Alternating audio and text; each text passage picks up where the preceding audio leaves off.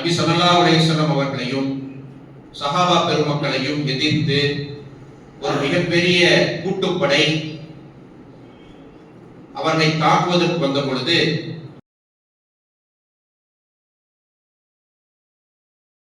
அல்லாஹ்வின் அழைப்பெரும் கருணையினால் ஜும்மா வேளை தொழுகை நிறைவேற்றுவதற்காக அல்லாஹ்வின் இல்லத்திலே நாம் எல்லாம் அமர்ந்திருக்கின்றோம்.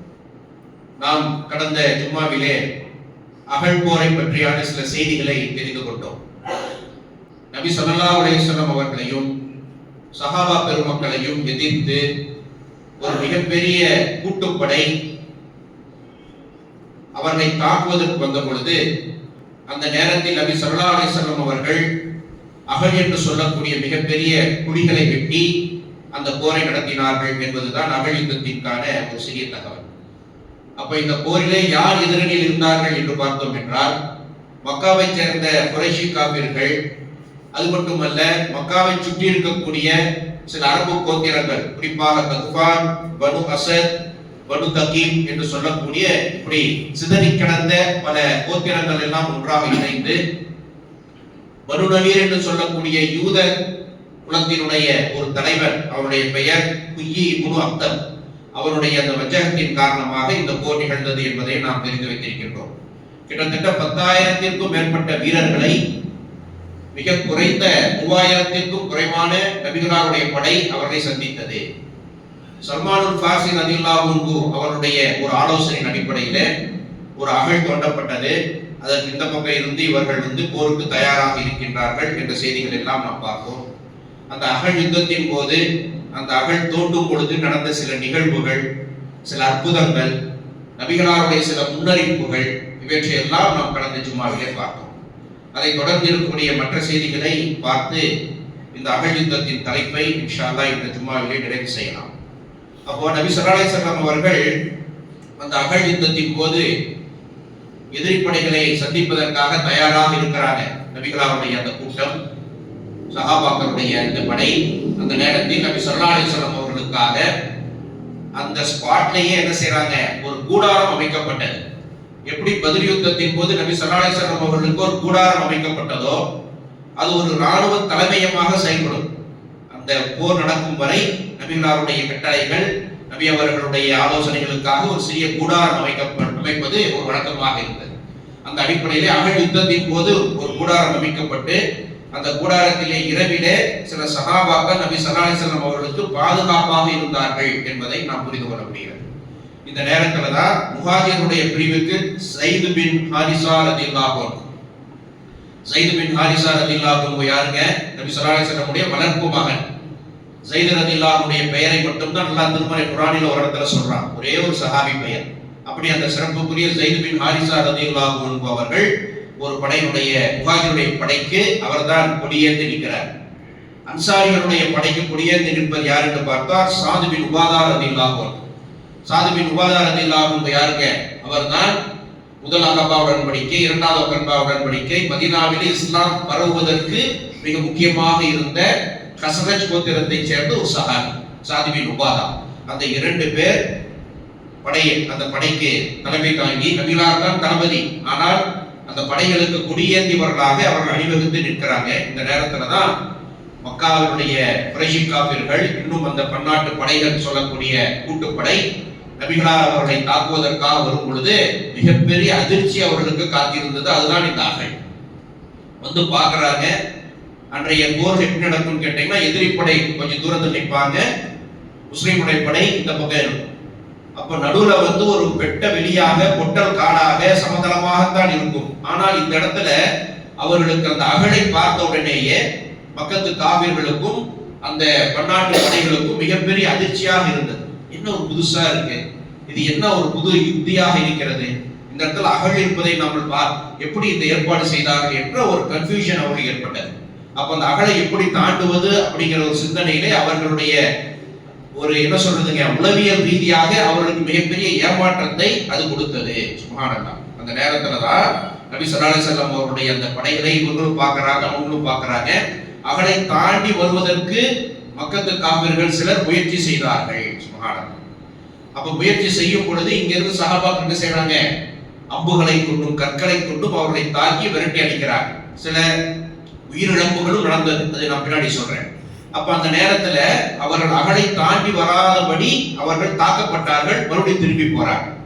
இந்த நேரத்துல தான் நபி ஸல்லல்லாஹு அலைஹி வஸல்லம் அவர்களுக்கு இன்னொரு மிகப்பெரிய ஒரு துரோகத்தை ஒரு சமுதாயம் அதாவது யூத சமுதாயம் நடத்தினார்கள். அதுதான் மிக முக்கியமான ஒரு விஷயம். அது என்ன துரோகம் என்று பார்த்தோம் என்றால், நபி ஸல்லல்லாஹு அலைஹி வஸல்லம் அவர்கள் மதீனாவில் இருக்கக்கூடிய பல்வேறு யூதர்களை என்ன செஞ்சிட்டாங்க, அவருடைய நடவடிக்கை எடுக்கப்பட்டு அவர்கள் விரட்டடிக்கப்பட்டார்கள். ஆனால் பனு குறைலா என்று சொல்லக்கூடிய ஒரு யூத வம்சம், அந்த பனு குறைலா கோத்திரத்தை சார்ந்தவர்கள் அன்றைக்கும் மதீனாவில் அகழ்யுத்தம் நடக்கும் பொழுது மதீனாவுக்குள்ளதான் இருக்கிறார். அவர்கள் இதுவரை எந்த விதமான எதிர்ப்பையும் சஹாபாக்களுக்கோ நபி அவர்களுக்கோ செய்யவில்லை. மறைமுகமாக செய்தாலும் பகிரங்கமாக எதையுமே செய்யலை. அவர்களுக்கு மத்தியில உடன்படிக்கை இருந்தது. முஸ்லிம்களுக்கும் நபிகளார் அவர்களுக்கும் முஸ்லிம்களாகிய அந்த சமுதாயத்திற்கும் பனு குறைலா என்று சொல்லக்கூடிய யூத சமுதாயத்திற்கிடையே சில ஒப்பந்தங்கள் இருந்தது. அந்த ஒப்பந்தத்தின் அடிப்படையில உங்களுக்கு நாங்கள் எந்த தொந்தரவும் தர மாட்டோம், உங்களை தாக்க வருபவர்களை நாங்களும் பாதுகாப்போம். அதாவது உங்களை யாராவது தாக்க வந்தாங்கன்னா நாங்களும் உங்களுக்கு என்ன செய்வோம், சப்போர்ட் பண்ணுவோம். எங்களை யாராவது தாக்க வந்தா முஸ்லிம்களாகி நீங்கள் எங்களுக்கு உதவி செய்ய வேண்டும் என்ற ஒரு பரஸ்பர ஒப்பந்தத்தின் அடிப்படையிலே அந்த பனு குறைலா என்று சொல்லக்கூடிய அந்த கோத்திரத்தார்கள் அதுவரைக்கும் மதீனால தான் இருக்கிறார். இன்னும் சொல்ல போனால் பனு குறைலாவை சேர்ந்த சில யூதர்கள் அகழ் வெட்டுவதற்கு உதவியும் செய்தார்கள். அப்படி க்ளோஸா இருக்கிறார். அப்ப ரசூலுல்லாஹி ஸல்லல்லாஹு அலைஹி வஸல்லம் என்ன சொல்றாங்கன்னு கேட்டீங்கன்னா, பனு குறைலாவுடைய அந்த கோட்டைகள் பெருசா அகழ் வெட்டுவதற்காக ஏற்பாடு செய்யப்பட்ட தேர்ந்தெடுக்கப்பட்ட நிலம் என்பது ஒரு வெட்ட வெளியான நிலம். மற்ற இடங்களில் எல்லாம் தோப்புகளும் மிகப்பெரிய பள்ளத்தாக்குகளும் மிகப்பெரிய கோட்டைகளும் இருந்ததுனால தான் இந்த ஒரு இடத்தை ரசூலுல்லாஹ் தேர்வு செய்யறாங்க. எதிர்பார்த்த வண்ணம் அங்கேயே அந்த எதிரிகள் வர்றாங்க. அந்த நேரத்துல தான் அந்த பனு குறைலாவுடைய கோட்டைகளும் பாதுகாப்பாக நமக்கு இருக்கும் அப்படிங்கிற எண்ணத்துல நபி ஸல்லல்லாஹு அலைஹி வஸல்லம் அவர்கள் என்ன செய்தார்கள் என்றால், ஒரு திருப்தியாக இங்கே வந்து அகழை தோண்டி கொண்டிருந்தார்கள். அப்ப நம்முடைய பெண்கள், குழந்தைகள், முதியவர்கள் எல்லாம் பாதுகாப்பாக இருக்கிறாங்க என்று சொல்லும் பொழுது சஹாபாக்கள் இயற்கையில் என்ன ஆகும், சரி நம்ம ஃப்ரீயா வேலை செய்யலாம் இல்லையா, அதான் உளவியல் ரீதியான ஒரு விஷயம். அதானே வீட்டுல எல்லாரும் நிம்மதியா இருக்கிறாங்க, சரி நம்ம படிக்க செல்லலாம் அப்படிங்கிற ஒரு எண்ணத்தில் தான் செய்து கொண்டிருந்தார்கள். இந்த நேரத்தில் தான் நான் ஏற்கனவே சொன்னேன் இல்லையா, பனு நலீர் கோத்திரத்தை சேர்ந்த குய்யி இப்னு அக்தர், அவன் தான் இந்த யுத்தத்திற்கான சூத்திரதாரி, அவன் தான் பிளான் பண்ணி கொடுத்தவன். அவன் என்ன செய்யறான்னு கேட்டீங்கன்னா, அபு சுஃபியான் அவர்களை சந்திக்கின்றான். அபு சுஃபியானை சந்தித்து, நாம் எதிர்பார்த்தபடி முஸ்லிம்களை தாக்க முடியவில்லை, மிகப்பெரிய அகழ் குறுக்கே வந்து விட்டது. நான் என்ன செய்கிறேன் என்றால், பனு குறைலா என்று சொல்லக்கூடிய ஒரு கோத்திரத்தார்கள் உள்ளே இருக்கின்றார்கள், அவர்களுடைய தலைவனை சந்தித்து அவர்களை நான் என்ன செய்றேன், அப்படியே கன்வின்ஸ் பண்ணி அவர்களை உள்ளிருந்து தாக்கும்படி நான் ஏற்பாடு செய்கின்றேன். இப்படிப்பட்ட திட்டம் பாரு. அந்த திட்டத்தில் அவன் அந்த முயற்சியை செய்தான், அந்த முயற்சியில் வெற்றியும் கண்டான். அப்ப அந்த குய்யி இப்னு அக்தர் என்ன செய்யறான், நேரா பனு குறைலா கோத்திரத்தினுடைய தலைவரை போய் சந்திக்கின்றார். அவருடைய பேர் காஃப். அந்த காஃப் என்ன சொல்லக்கூடிய மனிதரை சந்தித்த உடனேயே அந்த காஃப் சொல்றாரு, ஏப்பா உன்னை தான் ஊரை விட்டு வரட்டிட்டாங்க, என்னை எது சந்திக்க வந்த, உன்னை சந்திப்பதற்கு நான் விருப்பமில்லை, போ அப்படிங்க. அவனுடைய கோட்டையின் கதவுகளை அடைத்து விடுகின்றார். அப்போ ஹிய சொல்றான், உன்னுடைய உணவில் பங்கு கேட்க நான் வரவில்லை. இந்த வார்த்தை சொன்ன உடனேயே அந்த சாத் என்ன செய்யறான், கதவை திறந்து உள்ள விட்டுறான். உள்ள விட்ட உடனே அந்த ரெண்டு பேருக்கு இடையே அந்த உரையாடல் நடக்கின்றது. அந்த ஹிய சொல்கின்றான், 10,000 பேர் கொண்ட மிகப்பெரிய படை வந்திருக்கிறது. இந்த முறை முஸ்லிம்கள் கண்டிப்பாக அழிக்கப்படுவார்கள். அப்படி அழிக்கப்பட்டு விட்டால் மதீனாவில் மீண்டும் யூதர்களாகிய நம்முடைய தலைதான் தூக்கும், நம்முடைய மார்க்கம் தான் மேலோங்கும், நாம் தான் வேதக்காரர்கள், நீ ஏன் பயப்படுற என்று சொல்லி அவனை வந்து என்ன செய்யறான், அப்படியே பிரைன் வாஷ் சொல்லுவாங்களா இல்லையா, அவனை வந்து அப்படியே பேசி மயக்குகின்றான். அந்த நேரத்துல அந்த சாத் என்று சொல்லக்கூடிய பனு குறைலா கோத்திரத்தினுடைய தலைவர் சொல்றான், நான் ஏற்கனவே ஒரு ஒப்பந்தத்தை கொண்டிருக்கின்றேன், எப்படி அந்த ஒப்பந்தத்தை மீறுவது, அந்த ஒப்பந்தத்தை கொண்டான்னு சொல்லி தன்னுடைய கைகளால் கிழித்து வீசினான். சுபஹானல்லாஹ். வீசிட்டு என்ன செய்யறான், நீங்க உள்ள இருந்து தாக்குங்கள் என்று சொல்லி மீண்டும் அந்த அகழ்யுத்தம் நடக்கக்கூடிய பகுதிக்கு அந்த ஹுய்யி இப்னு அக்தப் என்று சொல்லக்கூடியவன் சென்று விட்டான். இந்த நேரத்துல தான் இந்த செய்தி நபி ஸல்லல்லாஹு அலைஹி வஸல்லம் காதுக்கு எட்டுகிறது.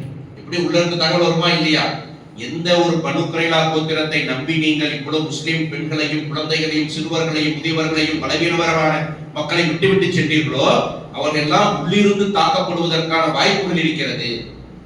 இந்த பனு குறைலா கோத்திரத்தை சார்ந்தவர்கள் எல்லாம் நமக்கு எதிராக செயல்பட துவங்குவது போல ஒரு தகவல் வருகிறது என்று சொன்ன உடனேயே நபி ஸல்லல்லாஹு அலைஹி வஸல்லம் அவர் என்ன செய்யறாரு கேட்டீங்கன்னா, 2 சஹாபாக்கள் உடைய தலைமையிலே ஒரு குழுவை அனுப்புகின்றார். போய் பார்த்துட்டு வாங்க, இந்த பனு குறைலா கோத்திரத்தை சார்ந்தவருடைய நடவடிக்கை என்னவென்று பார்த்துட்டு வாங்கன்னு சொல்றாங்க.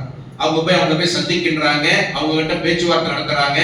என்னங்க ஏதோ அரசன் புரசலா கேள்விப்பட்டோம், முஸ்லிம்களை நீங்கள் தாக்குவது போல நமக்கு நடுவில் ஒப்பந்தம் இருக்கின்றதே, உடன்படிக்கை இருக்கிறது என்று சொல்லும் பொழுது அந்த பனு குறைலா தலைவன் சொல்லுகின்றான், சார் நமக்குள்ள ஒப்பந்தமா? அப்படி ஒன்றும் இல்லையே.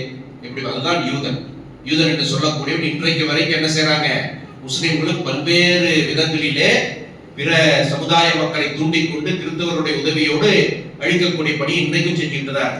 அப்ப அந்த சாத் என்று சொல்லக்கூடிய பனு குறைலா கோத்திரத்தை சார்ந்த யூத தலைவன் சொல்லுகின்றான், அப்படி எந்த விதமான ஒப்பந்தமும் நம்மகிட்ட இல்லையே என்று சொன்ன உடனேயே அவர்கள் அமைதியாக திரும்பி வர்றாங்க.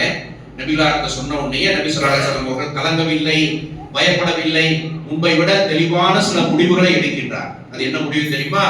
2 சஹாபாக்களை அழைத்து, 2 சஹாபாக்கள் சலமா இப்னு அஸ்லம் என்று சொல்லக்கூடிய சஹாபி, ஸைது இப்னு ஹாரிஸா ரலியல்லாஹு அன்ஹு, இந்த 2 சஹாபி அழைச்சு, உங்க கிட்ட 200 பேர், உங்க கிட்ட 300 பேர், 500 பேர் கொண்ட படை உடனடியாக மதீனா ஊருக்குள் நீங்கள் செல்லுங்கள். சுப்ஹானல்லாஹ், இங்க நாங்க பாத்துக்கிறோம், அல்லாஹ்வுடைய உதவி கொண்டு நீங்க உடனே என்ன செய்யுங்க, உள்ள போங்க. காரணம் என்ன? அந்த பெண்கள், குழந்தைகள், பிள்ளைகள் எல்லாம் பாதுகாப்பாக இருப்பார்கள் நம்பிக்கையோடு நாம் இங்கே களத்திலே இருக்கின்றோம். ஆனால் அவர்கள் தனிமையில் இருக்கின்றார்கள்.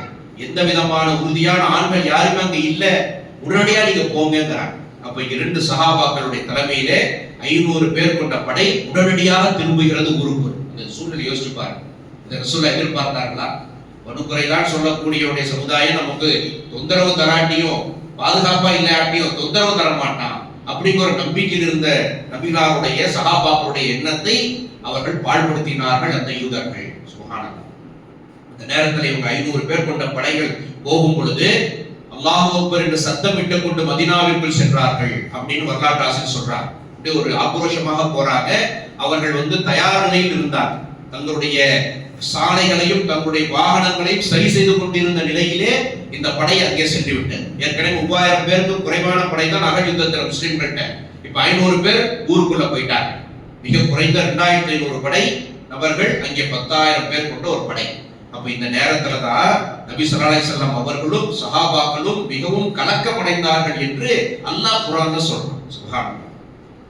யோசிச்சு பாருங்க. உள்ள நம்முடைய பெண்கள், குழந்தைகள், சிறுவர்கள், வயதானவங்க இருக்காங்களே, அவங்களே என்ன ஆகிறது? இந்த பக்கம் மிகப்பெரிய ஒரு கூட்டுப்படை நம்ம எதிர்த்துட்டு இருக்கே, என்ன செய்வது என்று சஹாபாக்கள் கலங்கினார்கள். அவருடைய உள்ளம் எல்லாம் ரொம்ப கலக்கத்தில் இருந்துச்சுன்னு சொல்லி அல்லாஹ் திருமறை குர்ஆனிலே சூரை அஹ்ஸாப் என்று சொல்லக்கூடிய 33வது அத்தியாயத்தில் 10வது 11வது வசனத்தில் வரிசையாக சொல்லிக்கார். அஹ்ஸாப் எடுத்து படிச்சு பாருங்க. அஹ்ஸாப் என்று சொன்னால் இந்த அகழ் யுத்தத்தை பற்றி அல்லாஹ் சொல்லக்கூடிய அத்தனை விஷயங்களும் அந்த அஹ்ஸாப்ல இருக்கு.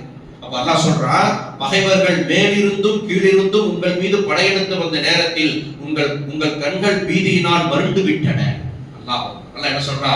இந்த பகைவர்கள் மேலிருந்தும் கீழிருந்தும், அப்ப என்ன அர்த்தம்? மக்காவுக்கு வெளியும் உள்ளே இருந்தும் படையெடுத்து வரும் பொழுது சஹாபாக்களை பார்த்து அல்லாஹ் சொல்றான், உங்கள் கண்கள் பீதியால் மருண்டு விட்டன, இதயங்கள் தொண்டைகளை அடைத்துக் கொண்டன, மேலும் நீங்கள் அல்லாஹ்வை பற்றி விதவிதமான சந்தேகங்கள் கொள்ள தலைப்பட்டீர்கள். சுப்ஹானல்லாஹ். உங்களுடைய கண்கள் எல்லாம் அப்படியே மருண்டுடுச்சு, இருண்டுடுச்சுன்னு சொல்றோமா இல்லையா? அப்படியே இதயம் தொண்டைகிட்ட வந்துடுச்சு, அப்படியே ஒரு அழுத்தம். அந்த நேரத்துல அல்லாஹ்வை பற்றி விதவிதமான சந்தேகங்களும் உங்களுக்கு வந்துச்சு. என்ன அல்லாஹ் நம்மளை காப்பாத்துவானா இல்லையா? ஒரு யோசனை வருமா இல்லையா? மனிதன் பலவீனமானவன் தானே. அப்ப உடைய மனிதன்கிற அடிப்படையில யோசனை பண்ண ஆரம்பிச்சீங்க. அந்த நேரத்தில் அல்லாஹ் சொல்றான், அந்த கடினமான நேரத்தில் நம்பிக்கை கொண்டவர்கள் நன்கு சோதிக்கப்பட்டார்கள், மேலும் கடுமையாக அலைக்கழிக்கப்பட்டார்கள். சுப்ஹானல்லாஹ். நம்பிக்கை கொண்டவர்கள் எல்லாம் சோதிக்கப்பட்டார்கள், கடுமையாக அலைக்கழிக்கப்பட்டார்கள் என்று அல்லாஹ் திருமறை குர்ஆனிலே சூரே அஹ்ஸாப்ல சுட்டி காட்டுகின்றார். அந்த நேரத்துல தான் சில உறுதியான ஈமான் கொண்டவருடைய உள்ளம் எப்படி இருந்தது, நயவஞ்சருடைய உள்ளம் எப்படி இருந்தது, எல்லாமே அந்த அஹ்ஸாப் அத்தியாயத்துல அடுக்கடுக்கா அல்லாஹ் சொல்றான். மிக நேரம் குறைவாக இருப்பதால் ஒரு சில வசனங்களை மட்டும் நான் சுட்டி காட்டினேன். அந்த உறுதியான ஈமான் கொண்டவர்கள் சொன்னார்கள், உண்மையான நம்பிக்கையாளர் நிலை இவ்வாறு இருந்தது, தன்னை தாக்க வந்த கூட்டத்தாரை அவர்கள் பார்த்ததுமே உறக்க கூறினார்கள். தங்களை தாக்க வந்த அந்த கூட்டத்தை பார்த்த உடனேயே உறுதியான ஈமான் கொண்ட முஸ்லிம்கள் என்ன சொன்னார்கள் தெரியுமா? அல்லாஹ்வும் அவருடைய தூதரும் நம்மிடம் வாக்களித்தது இதுதான், இந்த நிலைதான். அல்லாஹ்வுடைய தூதர் நமக்கு வாக்களிச்சாங்களா இல்லையா? அந்த நிலை இதுதான். அல்லாஹ் மற்றும் அவனுடைய தூதரின் வாக்கு முற்றிலும் உண்மையாக இருந்தது. இந்நிகழ்ச்சி நம்பிக்கையும் அடிபணிதலையும் அவர்களுக்கு இன்னும் அதிகப்படுத்தி விட்டது. சுப்ஹானல்லாஹ். அவங்க என்ன செஞ்சாங்க?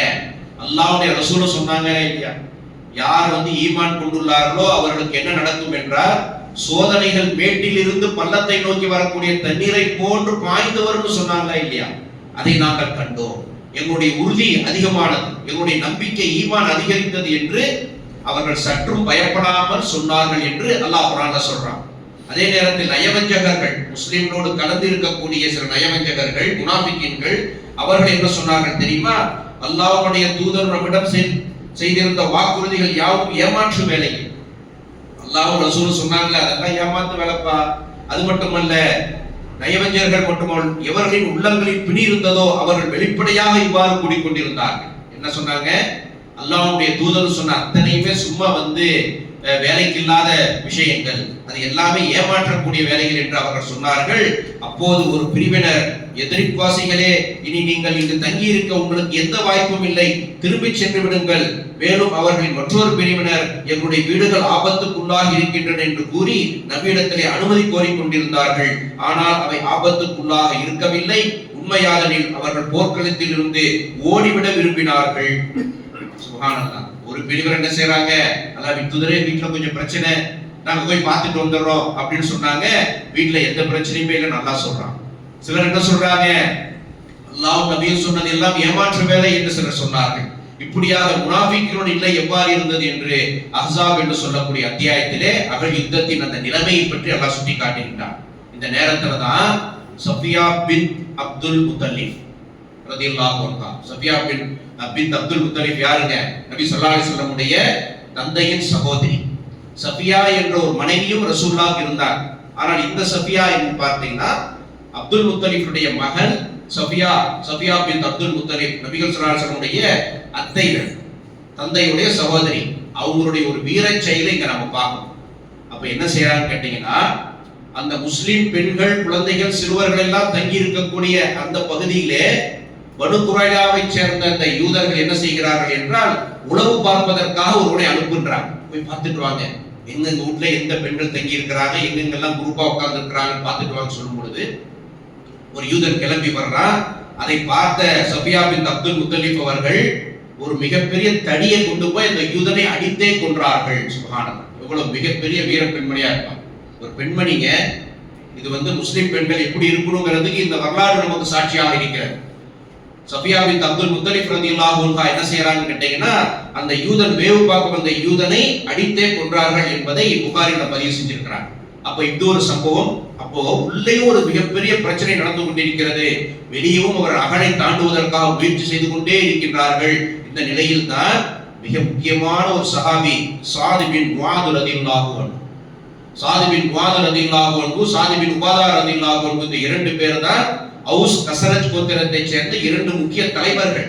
மதீனாவிலே இவங்க சொன்னா எல்லா அன்சாரிகளும் கேட்கக்கூடிய நிலை அன்றைக்கு இருந்தது. என்றைக்கு நபி ஸல்லல்லாஹு அலைஹி வஸல்லம் அவர்கள் மதீனாவுக்கு வந்தார்களோ அதற்கு முன்பு வரை இந்த இரண்டு கோத்திரத்தின் தலைவர்கள் மிகப்பெரிய ஒரு பவர்ஃபுல்லான தலைவர்களாக இருந்தார். சாத் பின் முஆத், சாத் பின் உபாதா. அந்த சாத் பின் முஆத் ரலியல்லாஹு அன்ஹு அவருடைய கை தூரத்திலிருந்து வந்த ஒரு அம்பு தாக்கி அவருடைய சில நரம்புகள் வெட்டப்பட்டன. சுப்ஹானல்லாஹ். சாத் பின் முஆத் ரலியல்லாஹு அன்ஹுடைய கை நரம்புகள் வெட்டப்பட்டன. படுகாயம் அடைந்த சாத் பின் முஆத் ரலியல்லாஹு அன்ஹு அவர்கள் ஒரு பிரார்த்தனை செய்கின்றார்கள். யாருன்னா, இந்த யுத்தத்திலே இந்த குறைஷிகளுக்கு எதிரான போரின் முடிவு தெரியும் வரை என்னை நீ வாழ வைப்பாயாக. குறைஷிகளுக்கு எதிரே நடக்கக்கூடிய இந்த யுத்தம் இருக்கா இல்லையா, இதனுடைய முடிவு தெரியும் வரைக்கும் என்னை நீ வாழ வைப்பாயாக. யாருன்னா, அது மட்டுமல்ல, அல்லாஹ்வுடைய தூதராக இருக்கக்கூடிய நபிகள் அவர்களையும் எங்களையும் ஏமாற்றிய அந்த பனு குரைலா என்று சொல்லக்கூடிய சமுதாயத்தின் நிலையும் ஒரு முடிவுக்கு வரும் வரை என்னுடைய உயிரை நீ பாதுகாத்து வைப்பாயாக என்று பிரார்த்தனை செய்தார்கள். சுப்ஹானல்லாஹ். அப்போ உடம்புல இருந்து அப்படியே ரத்தம் பீறிட்டு போகுது. அதை பற்றி நான் பின்னாடி சொல்றேன். அப்போ அவருடைய பிரார்த்தனை இறைவன் அங்கீகரித்தான். அவருடைய உயிர் உடனே போகவில்லை. என்ன செய்யறாங்க?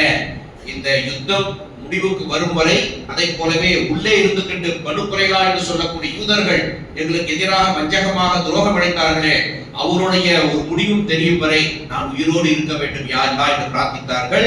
அந்த பிரார்த்தனை அல்லாஹ் ஒப்புக்கொண்டார். அதற்கு பிறகுதான் இந்த அகழ் யுத்தத்திற்கு பிறகு ஒரு யுத்தம் நடந்தது, பனு குறைலா யுத்தம். இன்ஷா அல்லாஹ் வரக்கூடிய ஜும்மால பார்க்கலாம். அந்த யுத்தத்தை பற்றியான ஒரே ஒரு செய்தியை நான் சொல்றேன். சாதி பின் முஆத் ரலியல்லாஹு அன்ஹுடைய துஆ எப்படி அல்லாஹ் அங்கீகரித்தான் என்று. ரசூலுல்லாஹி ஸல்லல்லாஹு அலைஹி வஸல்லம் அவர்கள் இந்த அகழ் யுத்தத்திற்கு பிறகு வீட்டுக்கு போக முடியாத நிலையில போய் கவச உடையெல்லாம் கழட்டி வச்சுட்டு தொழுது விட்டு வீட்டுக்கு செல்லலாம் என்று எண்ணும் பொழுது ஜிப்ரீல் அலைஹிஸ்ஸலாம் சொல்றாங்க, அல்லாஹ்வுடைய உத்தரவு இன்னும் எங்களுக்கு இந்த கவச உடைகளை கழட்டும்படியோ வாழைக்கு கீழே வைக்கும்படியோ வரவில்லை, கிளம்புங்க, பனு குறைலா என்று சொல்லக்கூடிய அந்த யூதர்களை எதிர்த்து நாம் போரிட வேண்டும், அவர் மிகப்பெரிய துரோகம் அளித்துள்ளார்கள் என்று சொல்லி யுத்தம் முடிந்த அதே கையோடு நடந்த யுத்தம் தான் பனு குறைலா யுத்தம். அதை பற்றி இன்ஷா அல்லாஹ் பின்னாடி பார்க்கலாம். அப்போ சாதி பின் முஆத் ரலியல்லாஹு அன்ஹுடைய பிரார்த்தனை அல்லாஹ் ஒப்புக்கொண்டார். உடனே நபி ஸல்லல்லாஹு அலைஹி வஸல்லம் அவர்கள் என்ன செய்யறாங்கன்னு கேட்டீங்கன்னா, சாதி பின் முஆத் ரலியல்லாஹு அன்ஹு அவர்களுக்காக ஒரு பள்ளிவாசல் மஸ்ஜிதே நபவியிலே ஒரு ராணுவ மருத்துவமனை அமைக்கிறார். அவர் வீட்டுக்கு போயலாம், மிகப்பெரிய வசதியானவர் தான். ஆனால் அல்லாஹ்வின் தூதர் அவர்கள் அவர் வீட்டுக்கு சென்று விட்டால் அடிக்கடி வீட்டுக்கு போக முடியாது. இந்த யுத்தம் முடியும் வரைக்கும் பள்ளியும் அகழ் நடக்கக்கூடிய அந்த ஒரு கூடாரம் தான். நான் அடிக்கடி சாத் அவர்களை போய் சந்திக்க வேண்டும் என்பதற்காக நபி ஸல்லல்லாஹு அலைஹி வஸல்லம் அவர்கள் மஸ்ஜிதே நபவியிலே அவருக்காக ஒரு மருத்துவமனை போன்ற ஒரு ஏற்பாட்டை செய்து ஒரு சஹாபி பெண்மணி, அந்த சஹாபி பெண்மணியுடைய பெயரும் ஹதீஸ்ல வருது, ருஃபைதா என்று சொல்லக்கூடிய ஒரு சஹாபி பெண்மணியை நபி ஸல்லல்லாஹு அலைஹி வஸல்லம் அவர்கள் சிவிலியராக நியமனம் செய்து சிறப்பு கவனம் நீங்க செலுத்துங்க, நன்றாக இவரை பார்த்துக் கொள்ளுங்கள் என்று சொல்லக்கூடிய செய்திகளை நாம் முஸ்லிம் என்று சொல்லக்கூடிய ஹதீஸ்ல பார்க்க முடிகிறது. இந்த நேரத்துல தான் நபி ஸல்லல்லாஹு அலைஹி வஸல்லம் அவர்களுடைய பிரார்த்தனை அதிகரித்தது. ஏனென்று கேட்டால் உள்ளேயும் பிரச்சனை, வெளியும் பிரச்சனை, இதை எப்படி நாம் தீர்க்க வேண்டும் என்று மிகப்பெரிய ஒரு சிந்தனையில் இருந்து அல்லாஹ்விடத்தில் பிரார்த்தனை செய்யும் பொழுது அல்லாஹ் ஒரு மிக சிறந்த ஒரு உதவியை வழங்கினான். அது என்ன என்பதை இரண்டாவது முறையை பார்ப்போம். வாஹிரு தஅவானா அல்ஹம்துலில்லாஹி ரப்பில் ஆலமீன்.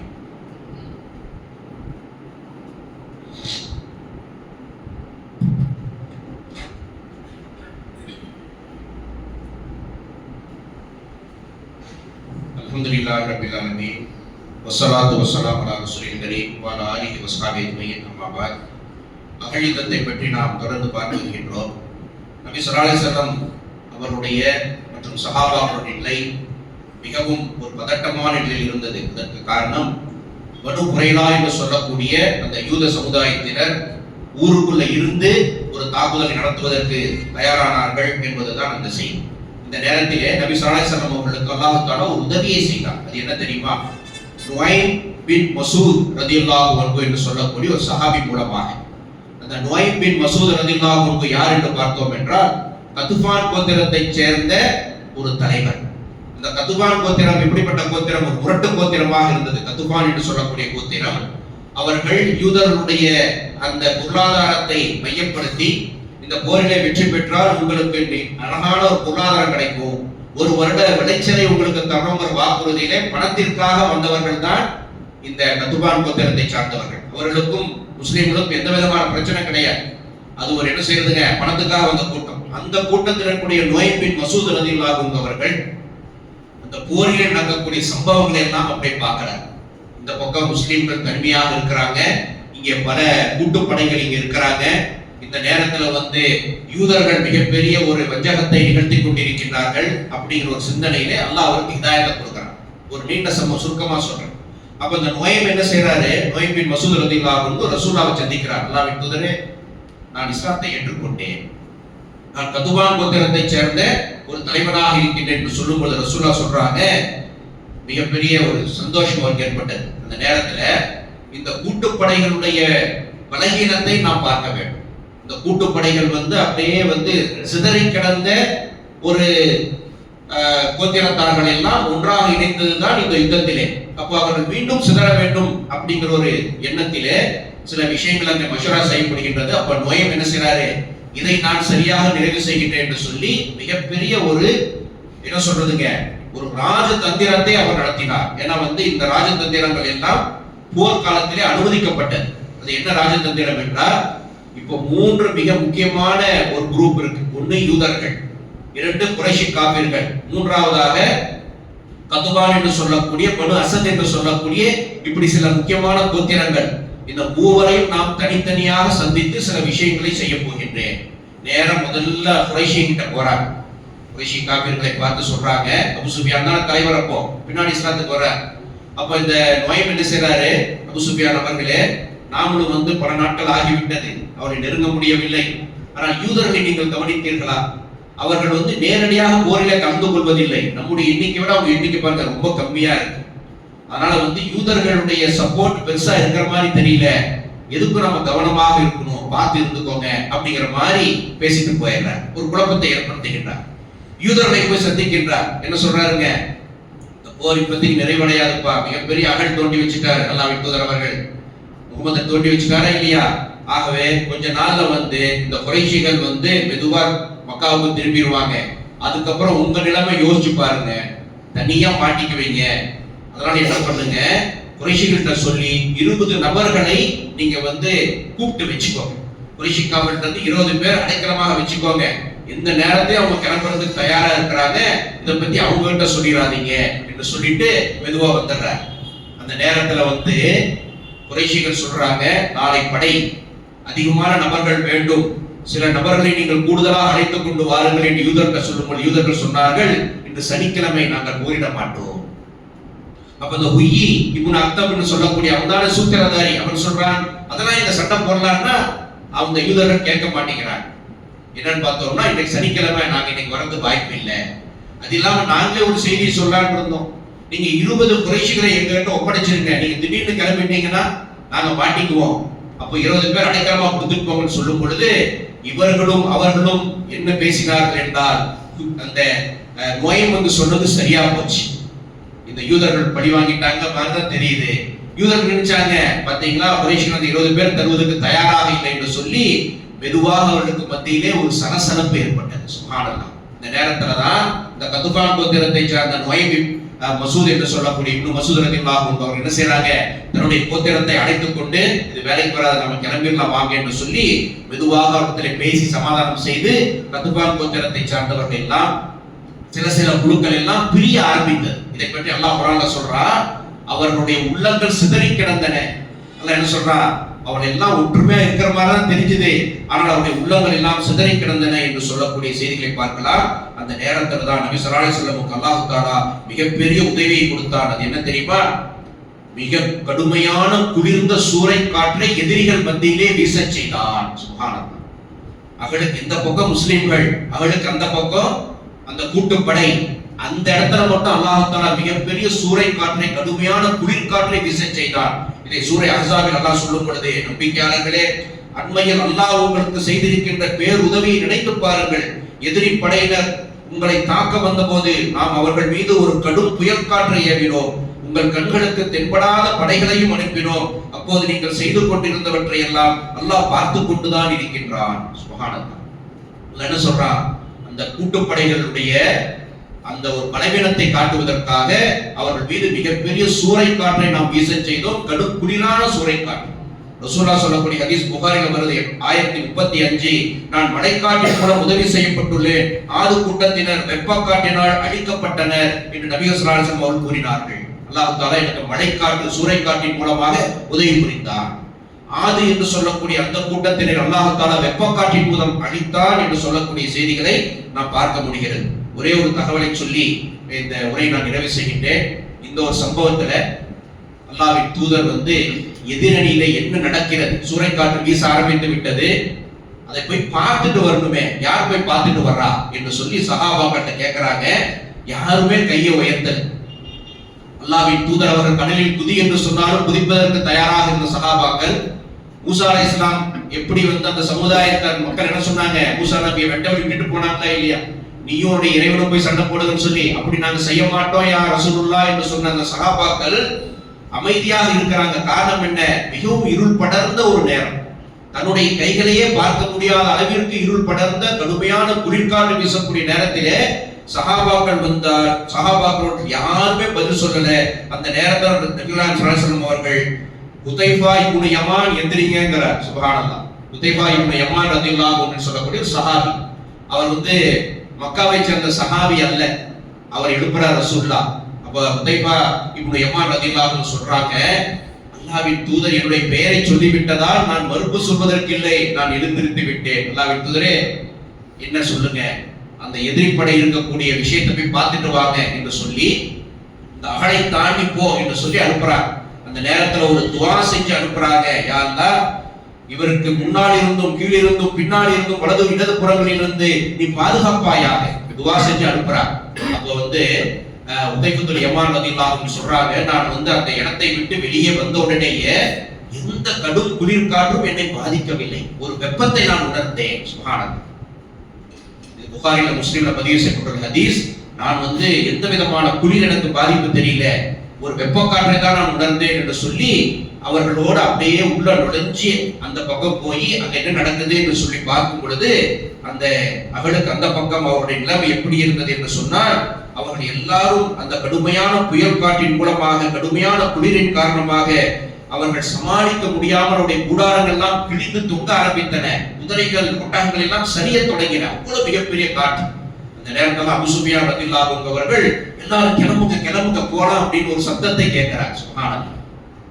அந்த நேரத்துல அபூ சுஃபியான் ரலியல்லாஹு அன்ஹு சொல்றாங்க, யாரோ ஒரு உளவாளி இங்கு வந்து விட்டதாக நான் உணர்கின்றேன். சுப்ஹானல்லாஹ்.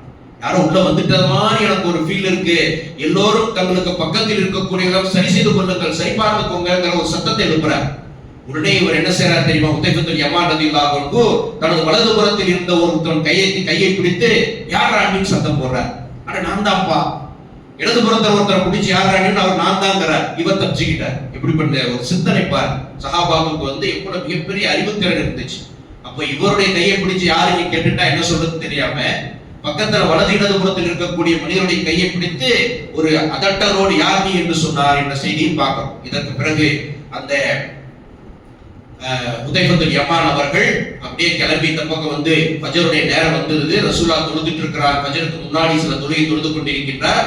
உதைஃபத்துல் யமான் அப்படியே உறங்கி விட்டார். அப்ப ரசூலுல்லாஹ் பார்க்கறாங்க, தூக்கு முஞ்சியை எந்திரிக்கிறார். அந்த வார்த்தை அப்படியே வருது. செல்லமா எந்திரிப்ப என்ன ஆச்சுன்னு சொல்லி என்னை எழுப்பினார்கள். சுப்ஹானல்லாஹ். இப்படியாக அந்த சம்பவத்தை நாம் பார்க்க முடிகிறது. இவ்வாறாக அந்த அகழ் யுத்தம் மிகப்பெரிய தோல்வியோடு 10,000க்கும் மேற்பட்ட படை வீரர்கள் எல்லாம் சிதறி சென்றார்கள் என்ற செய்திகளை நாம் பார்க்க முடிகிறது. அப்போ இஸ்லாம் என்பது எப்படி பல பிரச்சனைகளுக்கு நடுவே நம்முடைய கைகளுக்கு வந்துள்ளது என்பதை நாம் புரிந்து கொள்ள முடிகிறது. இதனுடைய தொடர்ச்சியை இன்ஷா அல்லாஹ் வரக்கூடிய நாட்களில் பார்ப்போம். வாஹுது தவானா அல்ஹம்துலில்லாஹி.